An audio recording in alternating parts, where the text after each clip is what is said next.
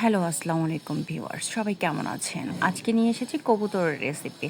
প্রথমে আমি তেলের পেঁয়াজটা দিয়ে দিলাম, তারপরে আমি গরম মসলা দিয়ে দিয়েছিলাম। গরম মসলার পর হলুদ, মরিচের গুঁড়ো দিয়ে দিলাম, হলুদটা দিয়ে দিলাম। তারপরে এখন আমি ধনিয়ার গুঁড়া দিব। তারপর জিরা বাটা আর আদা রসুন বাটা। এখন আমি এটাকে কষায় নিব, আবার একটু পানি দিব। পানি দিয়ে মশলাটাকে আবার কষায় নিব।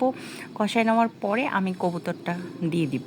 ভালো করে ধুয়ে ঝরা দিয়ে রেখেছিলাম যাতে কোনো পানি না থাকে।